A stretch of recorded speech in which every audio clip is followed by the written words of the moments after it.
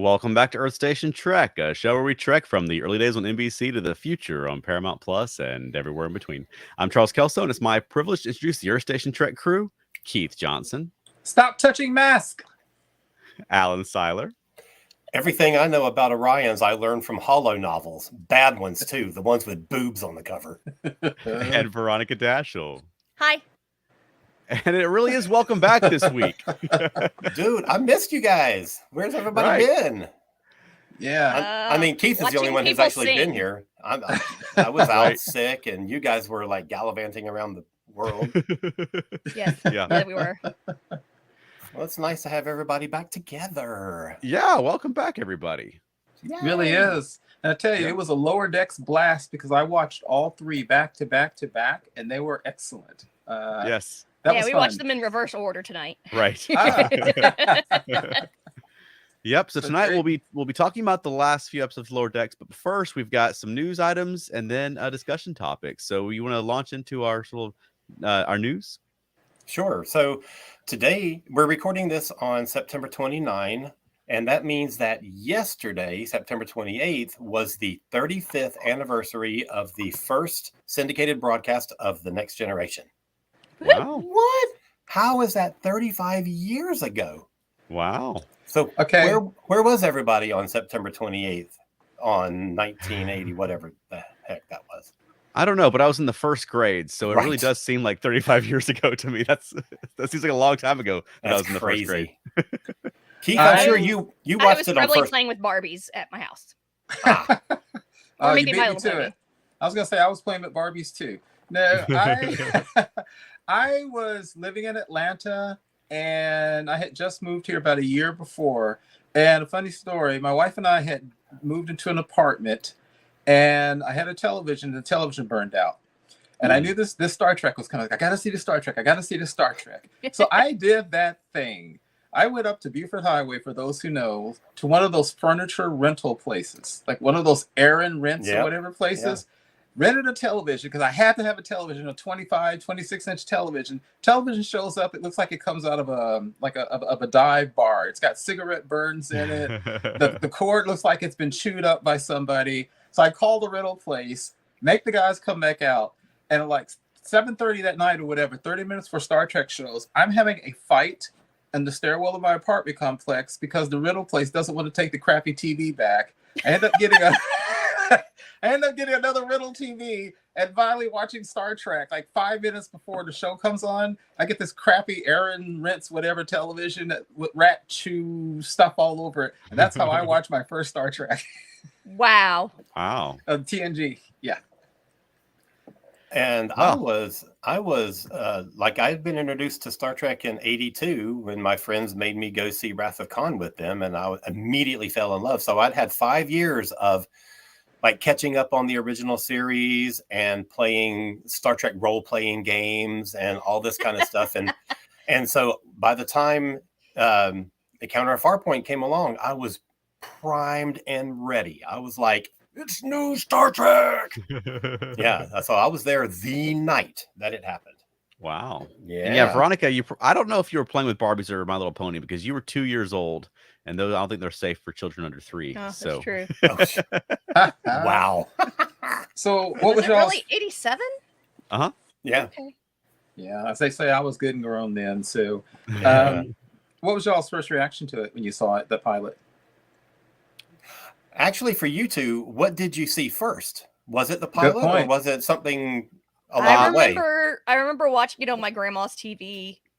And I have no idea if it was reruns or the new episode. I remember I had a crush on Riker and I really liked Troy. Yeah, my first strong memory of Next Gen was watching that Reading Rainbow special when I was in my first grade classroom, which would have been during season 1. Yes. But when I was watching it, in my memory, it's a show I'm familiar with. So I assume that my parents were watching Next Gen and I was familiar with what the show was. And I mean, not so much that I wasn't surprised when it was revealed at the end LeVar Burton plays Geordi. Because we put the visor on in a big dramatic moment. We're all like, whoa, he's that guy. We were in the first That's grade. Cool. That's hilarious. That was probably also one of my first, like, big Star Trek things. Yeah, because I watched Reading Rainbow. I mean, I wouldn't have watched it at the same time Chuck did. So. No. I watched it. I remember watching it later. I remember knowing what Star Trek was. Yeah, I think I may have been 5 by then, so I may have been a little bit 2 or 3 years old by then. I liked it. I don't recall loving it, but I liked it. I remember that I thought Data was kind of cool, and seeing Worf on the bridge was kind of cool. And it's so funny, the things that stay with you for years and years. They had talked about in the shows and in the technical manuals, the saucer separation. Yes. So that was a big deal because we'd never seen the saucer separation before. It was so for me too. Yeah, that was awesome. But you know, the thing that is funny, the thing that stands out to me the most was the special effects, because I hated them because they had that kind of those video special effects, you know, and coming up on the original series where everything looked, I hate to say the word, but quote unquote real.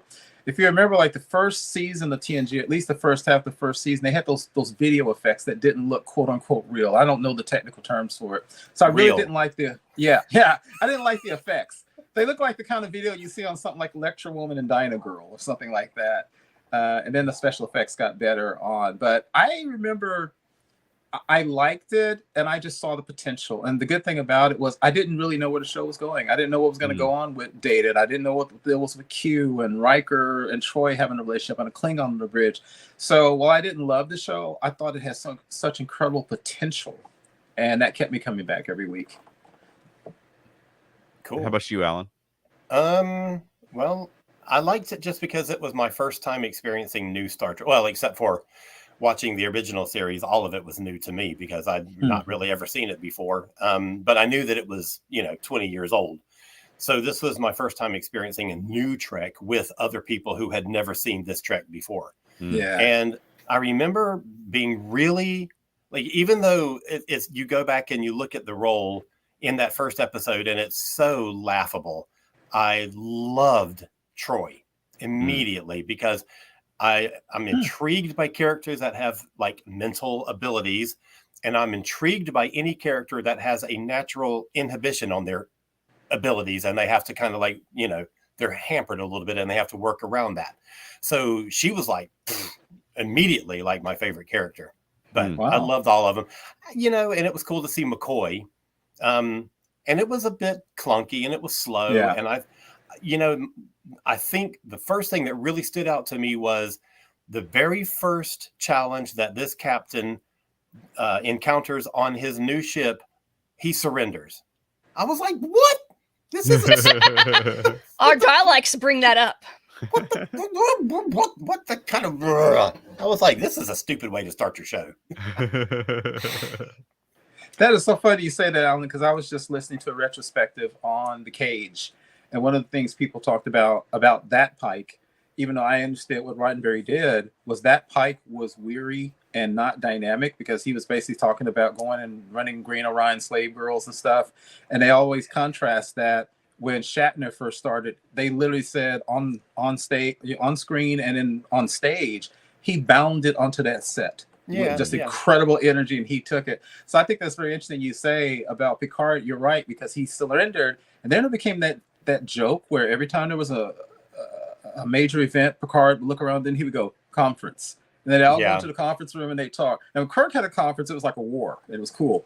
But after a while, people go, man, can Picard make a decision without having a conference? And so you could see them settling in, and you could see them, frankly, fighting against Roddenberry, trying to make it a much more pacifistic type of future than the original series. And you could see them fighting against that. So lots of potential, but not perfect. So Matt Sweatman was 17 when Next Generation debuted. Okay, guys, I was the oldest. Lovely Elaine was 13 and in the 8th grade. When did it debut? What year again? 87.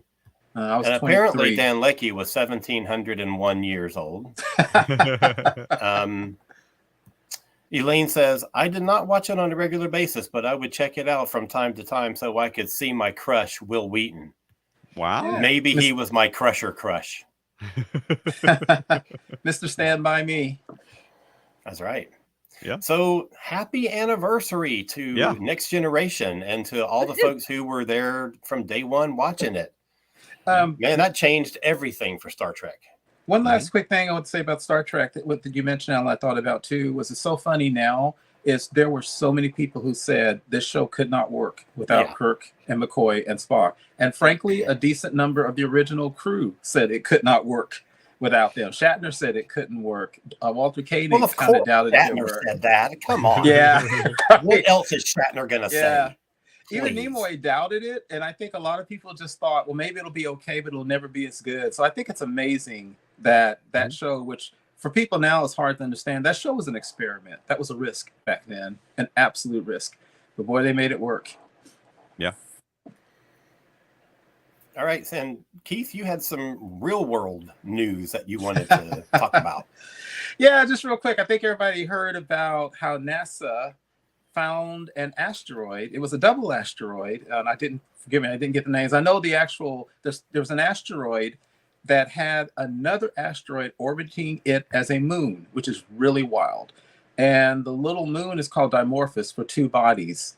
And what took place, as everybody probably knows, is NASA chose this asteroid moon system, which is 7 million miles away at the time of the impact, as an experiment to see if they could detect, track, and then send some kind of impactor to that asteroid to hopefully knock it off course. So what's wild about this is, we talk so much about Star Trek and how we do stuff. What's wild about this to me is even though the asteroid was 7 million miles away, this was more like a 10 million mile journey, or no, a 10-month journey to get there. So NASA built this spaceship, this impactor. The impactor is about the size of a refrigerator or a vending machine. So not very much mass. But what they did was they set a mission to accelerated speed such that when it hit the asteroid moon, it was traveling 14,000 miles an hour, or 4 miles a second. And of course, now when you do that, you get that high velocity, you get a lot of momentum. And what was so amazing about this is 7 million miles away, and the last estimate I saw is NASA said the probe that was to impact the asteroid was maybe 17 meters off target. Now, that sucker, that moon, is only 500 feet across, 7 million miles away, and they missed the target impact site by maybe 50 feet. That is phenomenal. Of course, it was self-guiding itself. And the whole point of this, of course, was, as anybody knows, you just look at the surface of the moon, and you can see that planets have been hit by asteroids and meteorites for billions of years. And of course, everybody knows about the one that killed the dinosaur. And some may know about, there was one in 1908 over Tunguska, Russia, that was about the same size as the one that created the Great Meteorite Crater in Arizona. That sucker blew up a couple of miles above the surface of the Siberian forest and flattened like 8 million trees. So what's funny is a lot of times people talk about the dinosaur killing asteroid, but honestly, it's more than asteroids like the one we hit the other day that we need to worry about. Because the dinosaur killing asteroid is the size of Mount Everest. We'll see it coming. And whether we can stop it or not is a whole different matter. But those we'll just little call ones, Bruce Willis. He'll take care of it for us. Right. But the little ones like the one we hit, if the one we hit the other day had hit Earth, it would have created a crater a mile wide and 50 stories deep. Those are the ones we need to watch. And so I thought it was fascinating that we had a technology that we can do something like that. And it's funny, you look at Star Trek, you look at episodes like the Paradise Syndrome, where Kirk thought he was a god, and they had that cool deflector, and the Enterprise has the deflector and repulsion beams. We're nowhere near there, but I thought it was just amazing that our current technology, we can even attempt to do something like that. It was just fascinating. Speaking of dinosaurs, Michael Okuda posted a photo, a picture, right after the DART mission was completed, of dinosaurs. And they're kind of like chewing their grass and looking up at the sky. And he said, just to put this in perspective, dinosaurs never even bothered to try and, block their asteroid. So that's a funny guy. You should follow him on Facebook. If you don't. Yeah. And the thing is, it's the asteroid like the one that we hit. Those hit the Earth maybe about once a century or so. And so it's not a minor thing that we need to learn to deflect something like that. Now, the one that killed the dinosaurs, to your point, Alan, was, I did some rough calculation, 216,000 times the size of the one we hit the other day. So, yeah, we got a ways to do before we can do like Star Trek. But baby steps. Yeah.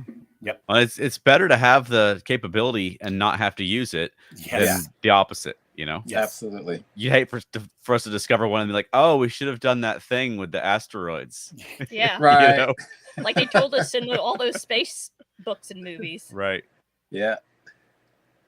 Well, awesome. All right. So if you're with us on the audio podcast, we're going to take a quick break to promote a fellow ESO Network podcast show. And then when we come back, we'll get into our discussion topic. So stay right there. And if you're watching with us live, we're just going to go ahead and get right into our discussion topic.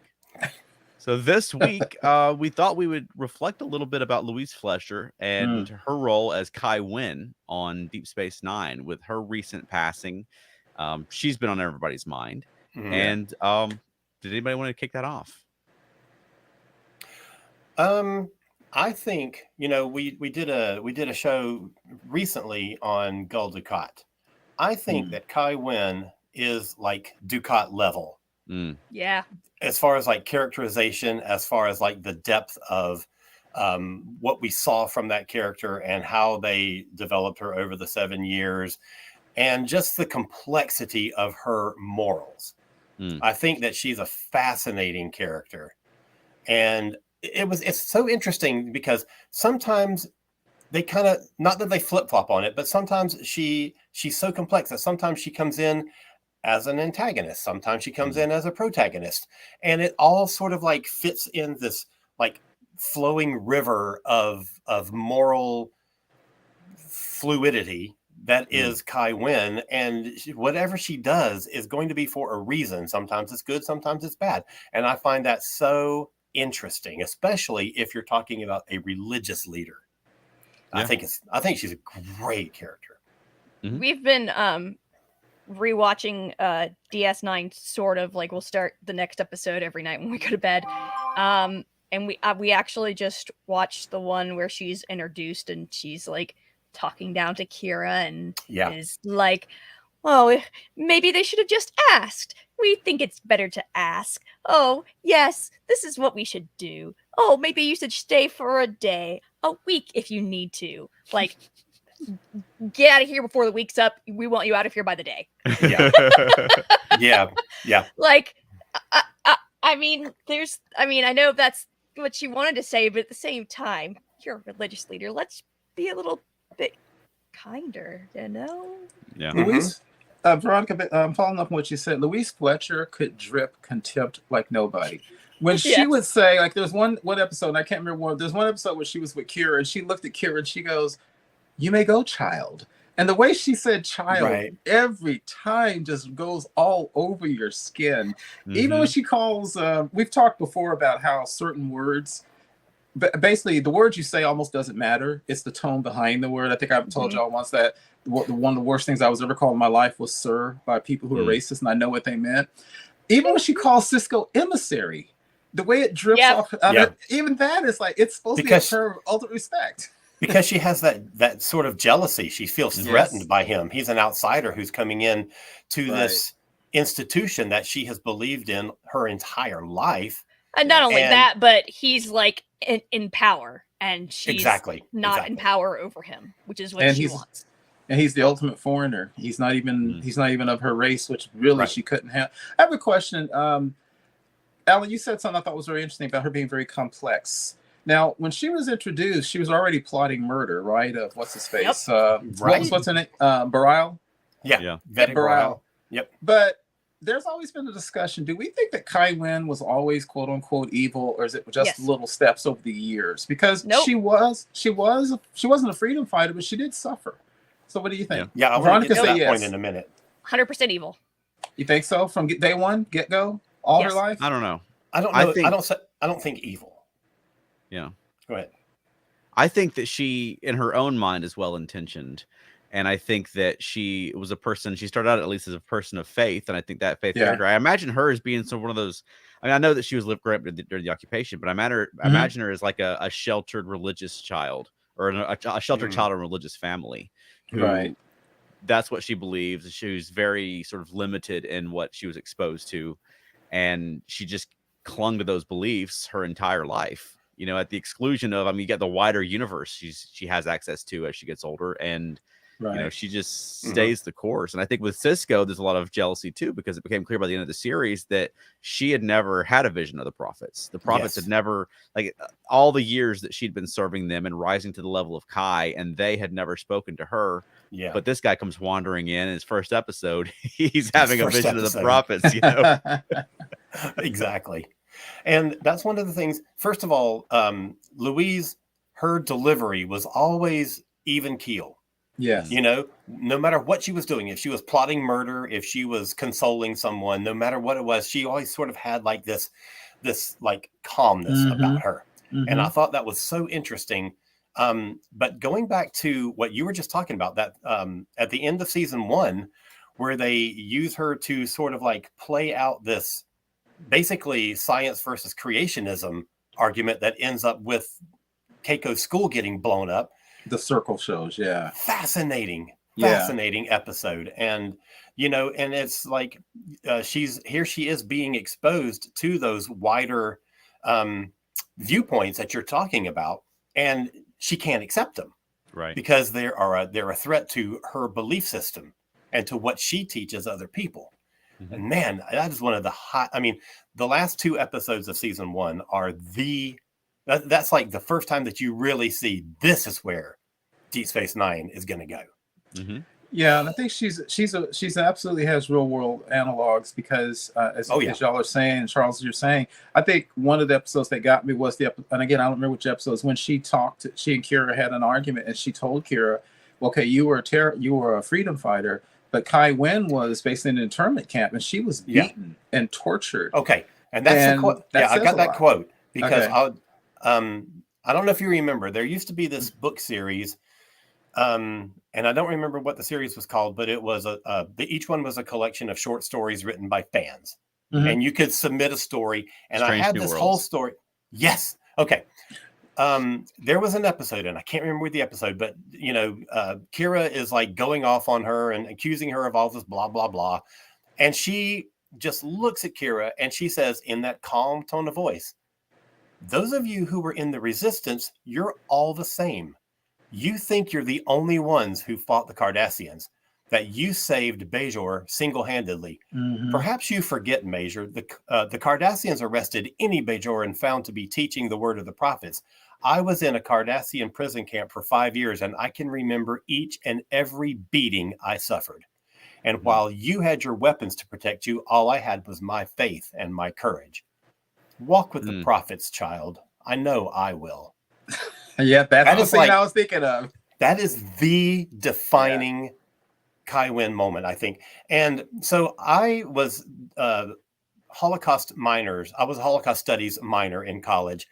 And that quote just lit my mind up. And I was like, this is exactly what I've been studying. This is Kai Winn having gone through her own Holocaust. And so I wrote this story that it was basically her recounting. It was a story of her in the internment camp and all the things that she faced. And I was like polishing it up, and I was finishing it, and I was going to submit it to that thing. And then the episode where she says, "I have never even heard from the prophets, and I renounce my faith," and blah, blah, blah. And I thought, well, that just tears all my story completely apart, because it was all about having that communion with the prophets, and that communion with the prophets was the thing that got her through her Holocaust. So thanks a lot, Star Trek people. Let's talk about the prophets, because this is always a really fascinating thing. And this whole thing of predicting the future, knowing the future in circular time, right? And as in, did the prophets know that Kai Winn was ultimately going to fall to evil, or did the prophets, well, since they don't live in linear time, that they knew it. But if you think about it, it's kind of weird, because if you had gone back in time and maybe found a young Winn, and the prophets talked to her, maybe she wouldn't have turned to evil, even just every now and then. But of course, they would say, "Well, we always knew she was gonna." I see Veronica shaking your head. Right. I sometimes get frustrated with that. It's always, y'all could have thrown her a bone and said, "Hey, what's up, Kai? Kai, hey, what's up?" And I think the thing we're talking about is very pointed. Yes, when you want to stop a resistance, you want to kill people, and you want to fight back. You have to fight, which is what Kira and them did. But the other thing is you have to show your spirit can't be broken, and that's what Ducat and Dukat and Wayun later on with the Dominion War, and even people like Garrick were saying was, it's not just enough to beat them physically. You have to break their spirits. They didn't break Wynn's spirit, so she did serve. And I get frustrated sometimes with the prophets. Like, y'all couldn't have said something to her, but I guess again they're living in the future where she's evil. But I'm thinking, but couldn't you have gone into the past, even though they don't think it's the past, and said, it's that whole thing about destiny. Did Kai have to go down that path? Did she have to go down that path? Could the prophets have changed their own future that they live in, seeing, if I'm making any sense? They probably could have, but who knows? Who knows? Or do they see the end result and know that that's where she's headed? I mean, who knows? Yeah, like it's always going to be that way. Yeah, it's that whole like predestination versus free will sort of like, and in this case, the question is about the God figures rather than the, mortal figures. Yeah. Just a super quick couple of comments. Matt says, Kai Winn is the perfect example of everyone believing they're the hero in their own story. Mm-hmm. Amen, Matt. And on our YouTube channel, Subspace Chatter, I love that name, says that the monologue I read was from the episode Rapture. So thank you for reminding us of that. I couldn't remember. Is Rapture the one where Cisco gets the vision that was almost killing him? Is that the one? Y'all remember? We'll have to wait till Subspace Chatter chimes back in and tells us. There was one where they were literally about to bring Bajor into the Federation, and Cisco has the visions where he said, "Not now." I don't know if that's the one or not, but I think the hero of their own story is so very true, because she did believe herself to be doing the right thing. Yeah, I don't think so. I don't think so either.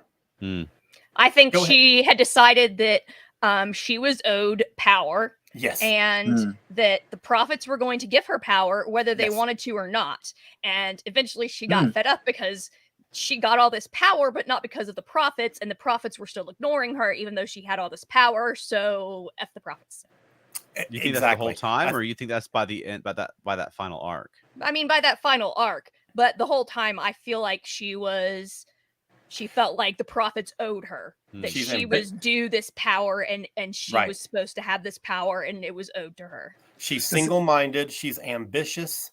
She can be manipulative in order to achieve. Well, she wasn't every single time we saw her, but probably behind the scenes, she always was. That's very interesting, because I think, and I don't want to speak for you, Charles, but it seems like Charles and I lean just a little bit more to she wasn't always necessarily that way, and maybe just little steps. At least that's how I feel. I could see her at 20 not being that thing that she became. I could see her not being natively quote unquote evil when she was 20. Yeah. I could see that. Yeah, I could see that. But that's not something we saw on screen. Absolutely. Right. So I do think that she began, genuinely, like most people in religion do. Right. And I think that at some point, like Veronica is saying, she came to and it could have been little steps, but she came to that point where she's like, I'm not getting what I'm thinking I should be getting from this. How do I get more? And I think that's a fascinating journey. Let's see. Matt says, I think she became disillusioned and more naked in her ambitions by the end of the show. Absolutely. 100%. But when we first see her, she's, blowing up a school, basically. And then, the beginning of season 2, she's scheming and conniving in order to gain this position of power. You know, she's basically, oh God, I hate to say this. She's basically rigging an election. Yep. No, she is. You're right. She is. Yes. Subspace says Rapture was season 5 and was the first episode with the DS9 characters in the first contact uniforms. That makes it my favorite episode because that's when they started to look really good in them uniforms. Yeah. Anyway. Yeah. And the Kai Winn stuff. And Kai Winn does that thing that a lot of people with strong beliefs do, where the beliefs get sort of twisted. Like you can make your belief system support what you're doing, whether you're following your belief system or whether it's following you. Absolutely. Absolutely. So I think there's a lot of cases where I don't know how deliberate she's being about it, but maybe some self-delusion. that, it is in the best interest of the prophets for me to take these actions. It is in the best interest of the prophets and for their plan for me to be in power. You know what I mean? Yeah. And taking that upon herself. Yeah. Yeah, and I think if you look at human history, whether it's popes and priests or rabbis or imams or whatever you want to call it, even in the Christian Bible, the King James Bible that I was raised on, you will find people who get to this point where many times, especially in the Old Testament, God will make someone do something, like give up a life, or the whole thing of Job, which I hope I don't get hit by lightning, always troubled me, where God just like let Job get completely messed up. And then what happens sometimes, they'll say, I gave everything for you, and you won't even talk to me. And that's literally what Kai Winn is saying to the prophets. Because again, like you said, Alan, 5 years of being beaten and tortured, and who knows what else happened to her. And they never even spoke to her one time. And you can see her going, I gave up all for this. And Vedic Burial was perfectly fine and nice and pleasant. Right. Caiopaka was cool. Yeah. Caiopaka wasn't it? Caiopaka was awesome. She wasn't a alpaca. She's an alpaca? No. Alpaca? No. Y'all are saying it wrong. Caiopaka. Whatever. No. It's alpaca. Okay. Whatever. I'm Dalek, Dalek, whatever. No. I know. Trust me. What was I going to say now that we're talking about alpacas? I don't remember. My thoughts have been derailed by alpacas. As it always happens. It's alpacas. Whatever. What I like about somebody like Winn is I don't envision her as, there's that whole concept of, are you born evil? Are you just going to be evil no matter what? And I don't think in her case that is the case. I think we all have that potential to go that way. And in my head canon, I like to envision that she was not always evil. Like I like to envision she wasn't 15. And ambition and evil aren't even the same thing. Maybe when she was 15, she wanted to be Kai, but that doesn't necessarily mean she was going to be evil. Right. And so I think she's a really good cautionary tale, and I love it because of the complexity of her.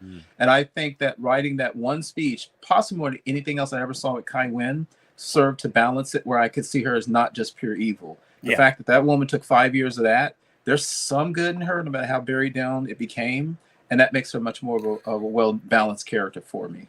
Agreed. Yeah. Agreed. No, not for Veronica. She's not swayed. She had ambition, yes, but she made the decision. She knew right from wrong.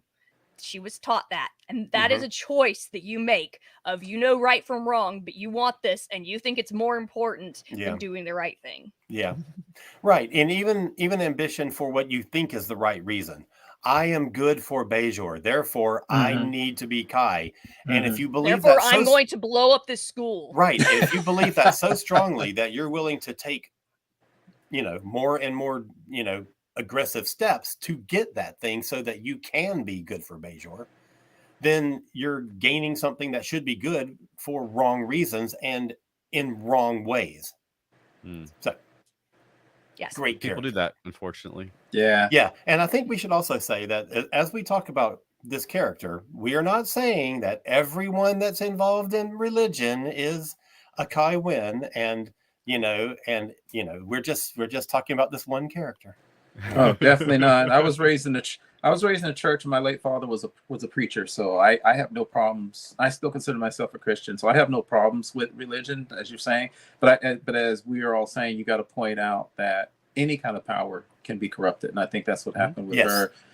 One other thing I want to say real quick, this is so weird. Only about 5 years ago, relatively recently, that I was reading some bio or some article interview with Nana Visitor, where she said that she and Louise Fletcher were friends.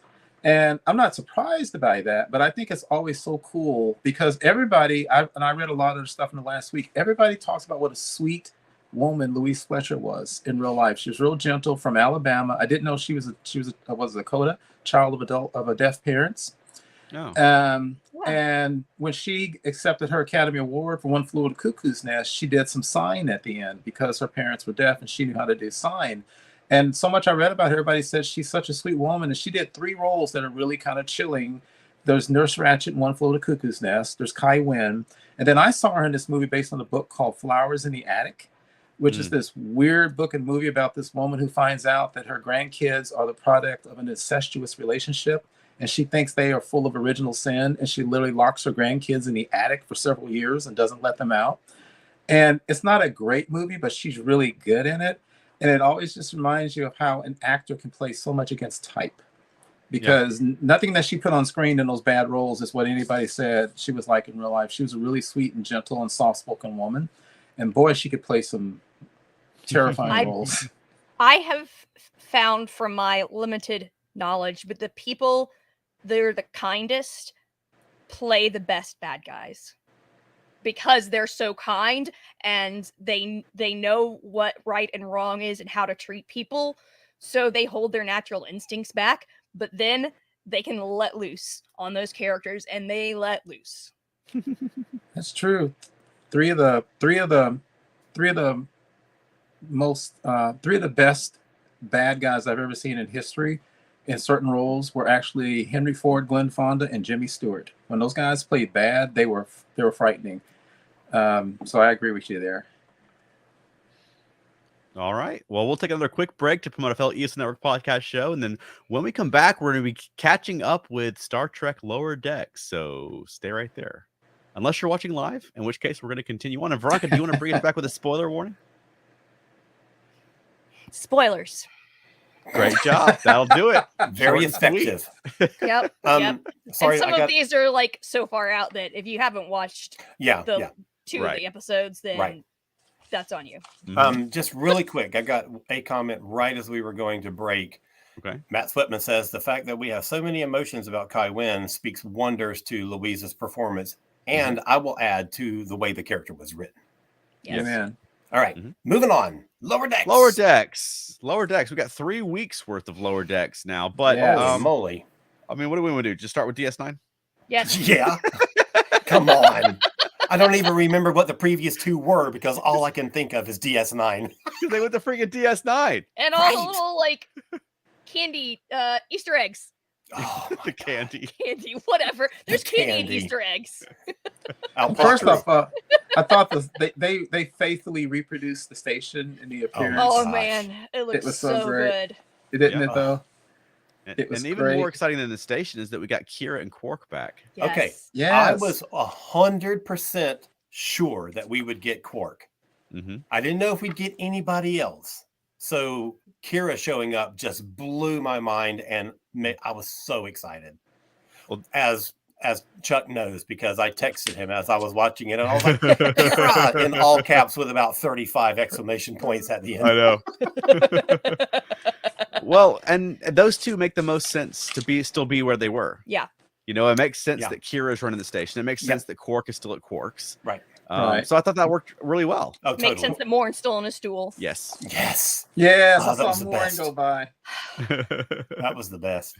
Yeah, I mean, you're absolutely right. So, you know, you said on Facebook, can we have a DS9 animated series now? And I think if we did that, which, yes, I'm 100% behind that, it would make sense to have it led by Kira and Quark and a new crew. Yeah. You know, and you can have Dax bring that Orion guy back. Well, he's stationed there. Yep. And doesn't Rollaren come onto the station later on, at least in the book continuity? In the books, but they're not following the books. And they're not going to get her to come back to. It's interesting because it seems to be a Bajoran station now, because we were noticing in Ops that it was all Bajorans, and Kira wasn't wearing a Starfleet insignia. She was wearing a Bajoran insignia on the other side. Makes sense. So she couldn't like reach over and tap it. She had to like do a weird thing with her arm to tap the Bajoran insignias are always opposite. They were always on the other side. Yeah. Yes. I am aware. I'm just pointing out that it was awkward when she did that. So when Mike McMahon was talking about this episode before the season started, he was like, we're going to go to DS9. Our characters are going to walk the promenade. So we knew we were going to get promenade. So I knew we were going to get Quark. But when they had scenes set in Ops, I was like, oh my God. It was good. And Cisco's office. And Cisco's office and the baseball. The baseball. Yep. Yeah. Yeah. Just and she made a baseball joke. Incredibly well done. What truly made me truly laugh out loud is before it even got to the station is when they were trying to delay and he said, I don't know, just circle the station. And they gave you the full flourish of the music, like a pure drama. The wormhole opens up and then it's like, okay. And he goes, I don't know, just keep circling. And that was so awesome because they and then the theme starts back up. Yes. Yeah. It was great. It was great. Right. Because they gave a pure tribute with that music and looking at the station, and then they threw a little joke in, and it worked. And I gotta say, I just laughed. I also like that they mentioned that race, the Karma, because they were Karima, or they were mentioned in Deep Space Nine. So I love that they went back, and I love when they came on board. And Holy! Okay. Yeah, I thought that was cool too. So, we lost Keith. Those of you that are boy, we had a light switch, and I had all kinds of a glitch. But I love it when they got off the station and the guy goes, I don't even know how these alpha savages defeated the Dominion. I thought that was hilarious. There were some good jokes in this episode. Yeah. And I thought that they did a really good job because something that seems strange to me in Picard was that they established that Quarks is a franchise. Like there's Quarks in different places. And they've carried on with that with Lower Decks too. So I thought they did a good job of explaining that and then sort of turning it back in. So, I mean, it's kind of strange to think of Quark as a successful business guy with all these, you know what I mean? Because Quark's always like, that's Quark's whole character is the scrambling and wanting to be successful. Right. So I love that he ripped off some technology and made a success with it until they found out. And now he's back where he was, essentially. He's got these restaurants, but he's not getting the profits from them. We're not getting 3/4 of the profits from them. I noticed that he changed his sign to match the sign that they had in the Picard. Yes, exactly. I love that. Oh, good catch. The branding is like uniform throughout the franchise. I also loved that you play out this entire episode and it comes down at the end to all this is because of Quark being Quark, and like everyone turns around and they have that Quark moment. Love it. Yeah. Yep.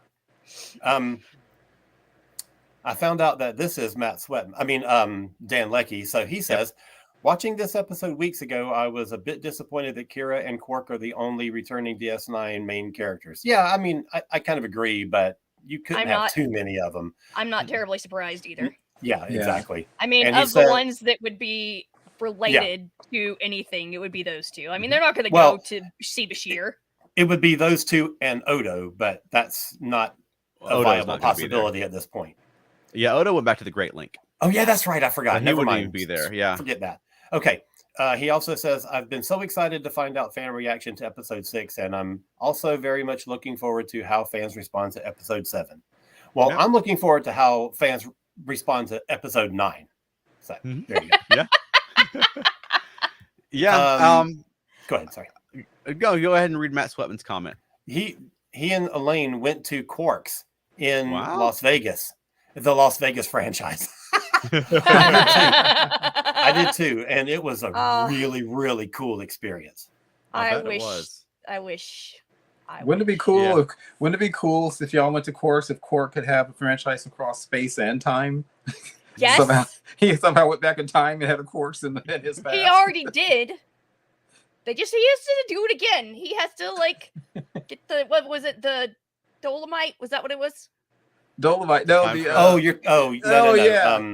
What was that stuff called? Chemosite. Chemosite. See, I was really close. Come on. Yeah. Dolomite's an old school comedian. I'll have to send you a picture of him. No, we have several Dolomite DVDs. Yes. Oh, do you? Of course you do. As soon as I said it, I was like, that's a person. I got a whole collection it's close of them. enough. They know what I mean. Oh, one thing I gotta shout out. Tacky Cardassian fascist eyesore. I love it when he said that. And then that whole thing about who saved whom. I loved establishing new connections, past connections between the Cerritos crew and the DS9 crew. I loved that Shax and Kira know each other from the Resistance. I love that they have a history with each other. I thought that was so cool. I loved, when we're gonna have to talk about the Mariner subplot, but when she finally comes onto the station at the end, I love that Quark is like, Mariner, I hope you've got a way to pay your tab. I just think that's so neat that we have that history that's now been established and built into this. I love it. Yeah. Right. And speaking of which, I really love the ending where Quark chews the holoprogram and Kira chases him around, and Boimler walks across the screen like you can barely see him with his Ferengi ears and his arms full of all kinds of stuff from the store. Yes. What a sad thing. That guy had the one Boimler like super subplot was was Yeah, I agree. I mean, the guy had a double run that nobody had ever seen before. And then he's like, "We don't use money anyway, so I'll take the gift shops." And everybody's like, "What?" I also love that pretty much the leads in this episode were Freeman and Kira and them on that mission, and Tendi. I love that this was, a Tendi episode. I love also that that Mariner was basically the B plot. Yeah. That she wasn't the one driving the story. And I love that Boimler had a good thread through this whole thing, but he wasn't the focus either. I love learning more about Tendi. I love her personality. I loved her relationship establishing with a new Orion, and the new Orion, is like, I have to be the traditional Orion, even though I'm from Ohio and I don't know what any of that means. I feel like they were spoofing Worf on that a little bit. Yeah, absolutely. I thought that was so well done. I really, I love all four of the main characters, and I like any time that one of them is a focus. So I love that being basically a Tendi episode. Yeah. I love that we got some backstory for her. And we got some explanation for some questions we've had since the beginning about how she relates to the Orion culture and how she came to be in Starfleet. And well, does anybody want to have any closing thoughts about that episode before we touch on some highlights from the past two? More. They can just stay on DS9 for another episode. I want the cartoon. I want the Quark and Kira spinoff. I agree. Oh, me too. I agree. Oh my God. They have got to do it. Something. Yes. Okay, so and apparently Jake's still there because he was like going to talk to the junior reporter. So there you go. Yeah, I'm sure Shrock's up for it. Yeah. Oh, sure. Okay. Well, the past couple of weeks we weren't here. We missed a few episodes. So what jumped out to you from the past 2 weeks? Anything that anyone wanted to highlight, to comment on that really Rutherford? Huh? Oh yeah, Rutherford. Yeah, the Rutherford thing. We finally came back to the whatever the cover up is on Rutherford's situation and got a little bit more detail on that. A little bit. Yeah. Yeah. Well, we got his backstory to an extent, but then we got some more mystery and a little more information with some clues about this conspiracy storyline. So I like that that's moving forward and it's sort of it's building. Yes. Love it. I'm glad they finally did something with that. Yeah. Mm-hmm. I like that whole storyline. I loved his old self waking up, like the backup of his memories taking over, and I loved the whole thing where he was in the reflections, and I loved the race, and it made perfect sense that Rutherford would build a Delta Flyer, which is a great way to get a Delta Flyer into the show. Yeah. Yes, it is. I do have to say that after that episode, I noticed in this episode, he was like super extra Rutherford, like 5 million times. At one point on the DS9 when he said, I need to tone it down. I know. But he was on DS9. I mean, he's gonna be extra Rutherford on DS9. Yeah. I mean, he saw Chief O'Brien's dartboard. How can you not be excited about that? I know, right? Yeah. I'd like to see more of that old Rutherford. He was interesting. Yeah. And such a completely different person. Oh yeah. Well, still with the love of engineering. Yeah. But with a very different personality. Yeah. Yeah. Angry. Yeah. So I'm intrigued to see what else happens, or what else happened, and then where this storyline goes. I like that they're sort of weaving this in this year. I like that a lot. Yeah. So is Rutherford? I forget now. Has Rutherford never been shown to have any surviving family? Not that we've seen. They haven't mentioned anything. I don't think so. Yeah. Because given how incredibly different he was, it would be anybody from his past, they would probably not want them to be around him. It's because he's different in every way. Well, that might be a next step in the storyline. Plus, how long has he been in Starfleet? A few years? I mean, if he was at the academy when this happened, and now he's been in Starfleet for a few years, he may have family members who don't know. That's true. I wrote down something I took a note. He said something to the effect it was 10 years ago. So, but you're right, it was his first year. So so my thought was, where's his family and stuff? Because they would be all kinds of clues to something. Maybe that's why he was angry, because he didn't have any family and his family died tragically. Yeah, that's what I wonder. Yeah. It's very Star Trek. Do we just assume it's Section 31 just because it's always Section 31 or no? Yes. I mean, I didn't see anybody. I said I didn't see anybody speed walking, so the jury's out. That's how Section 31 walks. They're trained to do it that way, right? Yeah. It's more efficient. Remember, Boimler did that in the second episode. I know. That's why I made that. I made that joke. I didn't make that up. That's from the show we're watching, talking about. Good job. In the previous episode, the one with the room lottery, I really enjoyed that one. Yeah, I liked that a lot.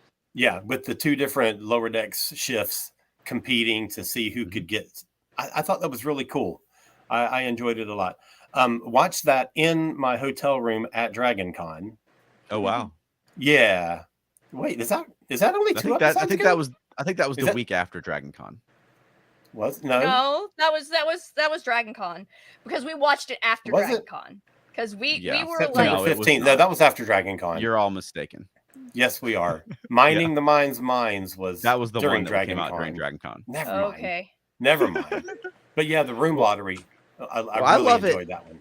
Yeah, anytime there's an adventure through parts of the ship we've never seen, through the bowels of the ship, I'm a sucker for that sort of thing. Yeah.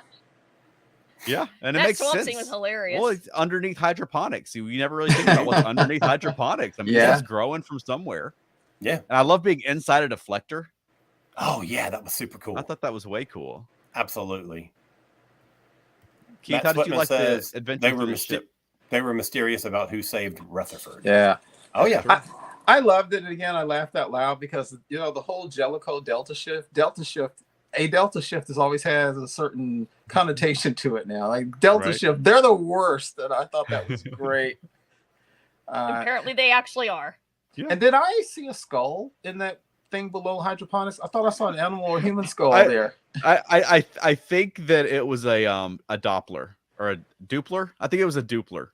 Oh, he had a Doppler out. I think he had a Doppler outfit on. Oh, wow. Okay. Oh, I think I missed that. Yeah. Yeah, it was real quick. Back to watch it.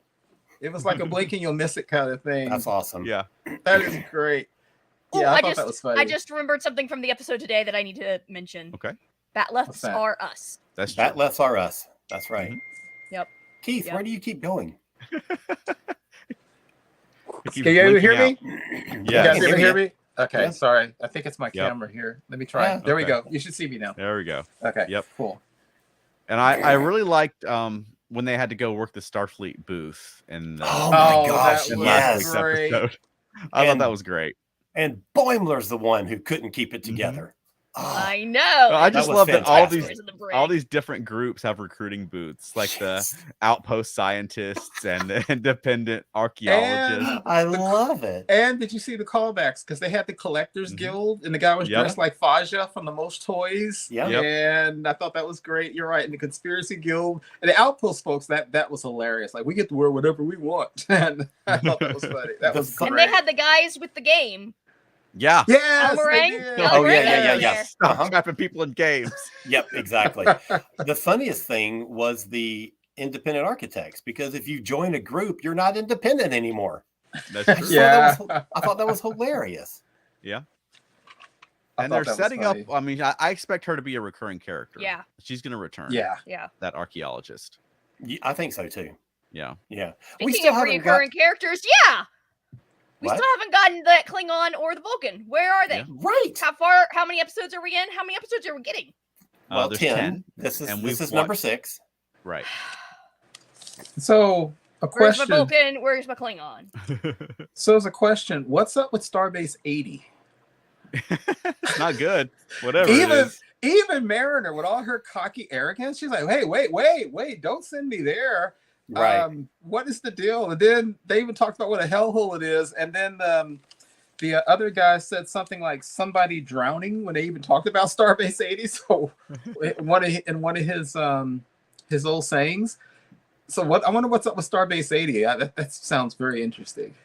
I would love it if they eventually went there and everyone's like, "Ugh, it's the worst," but it's fine. And it's nice. Yeah, it's Right. It's perfect. Like it's boring or something like that. Oh, they have that carpet. Right. That would be that'd good. be awesome.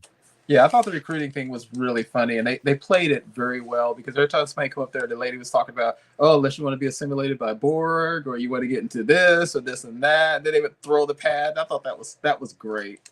Yeah, and they delved a bit into the Starfleet as Navy debate. Yeah. Yeah. Well, I've always said I know. Starfleet's a military. I don't care what they say. It's a military. I know. I agree with you. Yeah, it has to be. All right. Well, any other thoughts about any of the episodes before we close it up? They've been super fun. The first one of the trilogy that we watched, the trilogy that we watched, I did chuckle when the captain was taken over by the mask. And Mariner's like, it's like the third time it's happened recently. And that's when she's like, stop touching mask. And then later on, when the people, and that's the lady who was from Eric's race, when they were trying to calm her down, and they said, has she by chance been taken over by a mask recently? Like, that's a thing. They're like, Yeah, I loved in the captain's log when she was talking about parts of the Cerritos were turned into a temple again. And they're literally phasering off like chunks of temple. Yeah. Right. That's hilarious. And I did laugh. I completely laughed out loud when the Doctor and Strax have that really weird Bonnie and Clyde holodeck fantasy thing that they do. Yes. that was phenomenal. That was phenomenal. Absolutely. I'm very disappointed that we did not find out how she lost her tail, though. Oh, yes. Yeah. That's got to be a good story. And evidently they were getting busy on the bar because the Delta shift people are like, okay, yeah. Well, that's what holodecks were for. Right. Yeah. Exactly. That's why Jake wasn't allowed to go on the holodeck with Girl. That's true. I will say, not that we planned it, but watching those 3 shows in a block was really fun. It was really fun, and the hour and a half, and it all kind of fit together. Did you not watch them the last 2 weeks? I did not. I just sat down and watched them all in a block today, and it was really fun to do that. Oh, I can't do that. You have dedication, Keith. Yeah, I can't save it for another week. I have to see it. It wakes me up at 4 a.m. Yeah. Right. We got up early. That's right. I bet you're glad when we're in the middle of a half-hour show, because then you get to sleep in 30 extra minutes before you have to get up and see the show. Yeah. No? Okay. Anyway. Sorry. Carry on with your closing. All right, Alan. Where can people find more of you? I have a podcast on the ESO network. It is called Modern Musicology, and it is going gangbusters right now because last week we had an interview with Gina Schock, the drummer of the Go-Go's. Awesome. And we have gotten a lot of hits on that episode. So our next one comes out this coming Monday morning, and it will be about the albums of the next one that we're doing is Woodstock 99, the 2 new documentaries. So that was we recorded that one already, and that was a hell of an episode. And I've got my publishing company, cosmicpress.com. There you go. And how about you, Keith? Standard social media, Twitter, Instagram, and Facebook, primarily the ESO network groups. Yes. I've been making up for lost time on Facebook. That's right. And how about us, Veronica? Oh, nerdy.com. And Monkeying Around, a podcast. I was just mouthing it along with you. I didn't want it to be on the mouthing. Yes, mouthing. I feel like you were whispering it along with me. I was excited. I was being enthusiastic. It wouldn't have been noticeable except for you stopped saying it. So finish your thing. I got distracted. I'm easily distracted.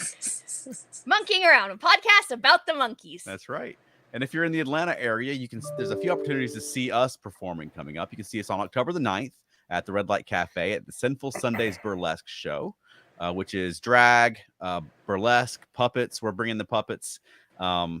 the organizer and the host, she introduced it, or she announced it recently as having the raunchiest puppet show you've ever seen. So now we have to live up to that. So oh boy, wow. So that's October the 9th at the Red Light Cafe here in Atlanta. On October the 15th, we'll be at the Sandy Springs Library. We don't have a time yet for that. I need to bug the person, my contact there, see if we can get a solid time slot. It's sometime between 12 and 4 at their event. As soon as your contact goes back to work from his post-surgery, Right. staying at home, being bedridden, he'll let you know a time. That's right. So that's on October the 15th. And then October the 22nd, we'll be at the Puck and Puppet Show, Atlanta's local puppet slam, where we we'll be doing some interesting pieces. It's an adult show, 18 and up. There's drakes and puppets, and it's a lot of fun. So if you can't keep up with all that, go to feltnerdy.com or visit our Facebook page. Either way, you get to the same place, and you can see what we're doing and come see us in person. Yep. Nice. You have a closing for us this week? Yes. Opportunity plus instinct equals profit. Very nice. Perfect. Good job. It was even from one of the episodes. I know. It was. It's an amazing coincidence. I know. I didn't just pick a Ferengi quote. I used a Ferengi quote from an episode. That's right. That's right. I should just use Ferengi quotes for closings all the time. That's a great idea. There you go. Now you have a theme. I have a theme. All right. Everybody take care. Have a great week. Keith and I will see you next week. Thursday. Chuck and Veronica will not be here, sadly. We will not. Yep. Oh, that breaks my heart. But Keith and I will be doing the show. We don't know who with. It'll be somebody. All right. Everybody have a good week, and we will see you next time. Take care. See you guys. Thanks for joining.